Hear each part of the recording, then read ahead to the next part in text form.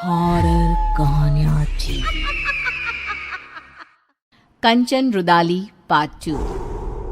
आ गई मेरी बेटी अब मेरे पास। ये कहती हुई अब तक रोती छाती पीटती कंचन जोर जोर से हंसने लग जाती है। मुखाग्नि मैं दूंगी, मैं एक रुदाली आज हंसेगी। और तुम सब रोओगे। कंचन वहीं पड़ी निशा की लाश के ऊपर से ईंट को हटाती है और निशा की अर्थी को जला देती है। बिना किसी सही रस्म के निशा का शरीर राख में मिल जाता है।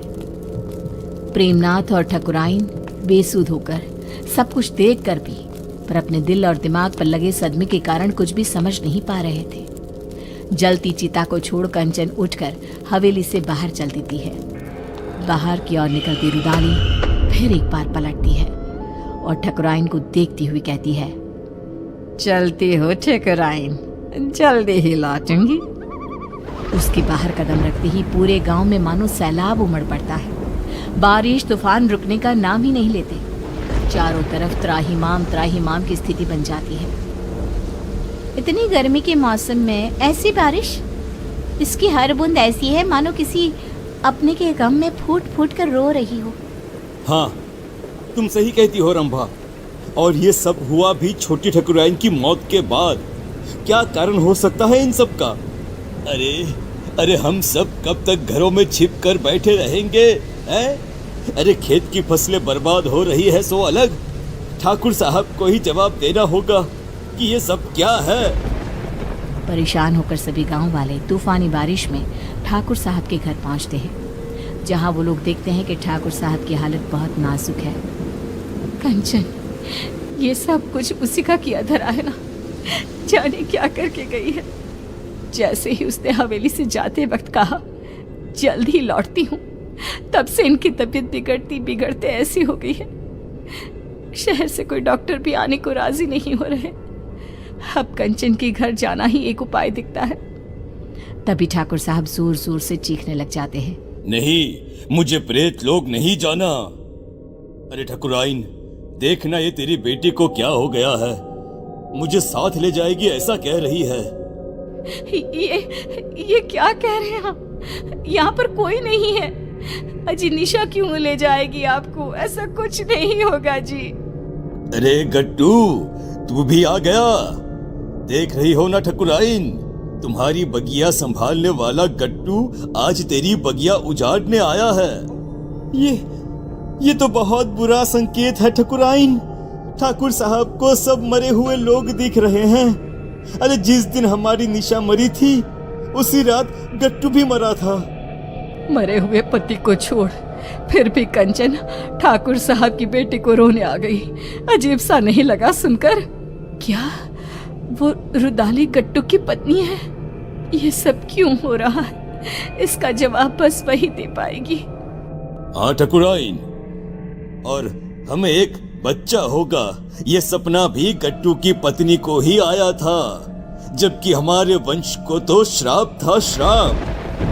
तेज बारिश में सभी भीगते भीगते रुदाली की कुटिया के बाहर पहुंचते हैं। तेज बारिश में बाहर औरतें काले कपड़े में अपने बालों को खोले अपने घुटनों पर बैठी जोर जोर से अपना सर घुमा रही थी। आएगा आएगा गया रे गया रे, आएगा आएगा गया रे, ऐसे कुछ अजीबोगरीब गाना गाती हुई जोर जोर से सर घुमाती वो औरतें बहुत डरावनी लग रही थी। हमें अंदर चलना चाहिए। सभी दरवाजा खटखटाते हैं पर कोई दरवाजा नहीं खोलता। तोड़ दो दरवाजा। हाँ, तोड़ दो दरवाजा तोड़ दो। दरवाजा तोड़कर सभी अंदर आते हैं। सामने का दृश्य ऐसा भयावना कि कोई अपनी आंखों पर विश्वास नहीं कर पा रहा था। ये क्या? हे भगवान, ये कंचन कौन है? इसके घर से तो प्रेत लोग का रास्ता जाता है। कंचन उठकर आगे बढ़ती है और जाते हुए अंगारों को पार करती एक अजीब से चेहरे के राक्षस के पास पहुंचती है, जिसके हाथ में चाबुक था, जिससे वो रूहों को सजा देता था। पूरा गांव आ गया है मालिक, अब सबकी बलि ले लो। और निशा और मेरे पति को वापस उनके शरीर में भेज दो। दोनों के शरीर को संजो कर रखा है मैंने। ये निशा बिटिया का शरीर तो सबने जलते हुए देखा है, तो रुदाली के पास शरीर कैसे है? ये क्या राज है? रुदाली गट्टू और निशा के शरीर को सबके सामने रखती है और कहती है, निशा मेरी बेटी थी, मेरी इकलौती बच्ची, जिसे मेरे पति ने ठाकुर साहब को सौंप दिया था, क्योंकि आप कभी मां नहीं बन सकती थी। बोले ठाकुराइन, सच है ना ये?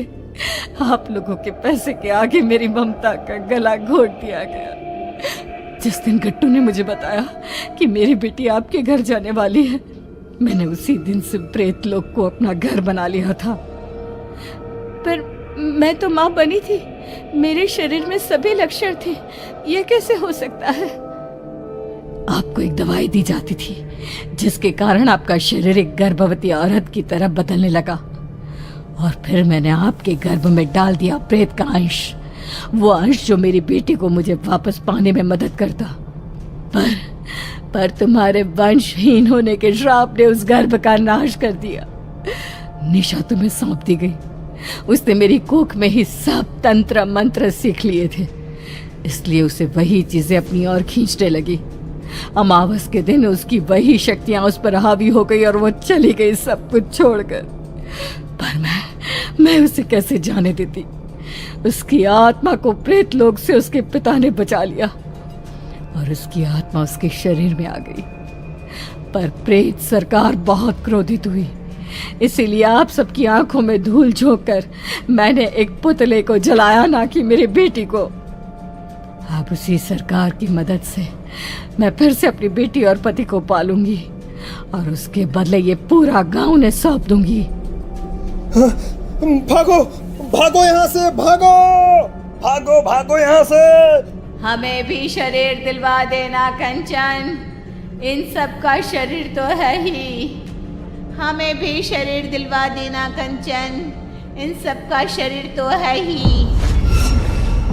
आज कितने ही साल बीत गए, गांव अब आत्मा और प्रेतों के नाम से जाना जाता है। इतने मुर्दों में रह गई है जिंदा तो बस कंचन।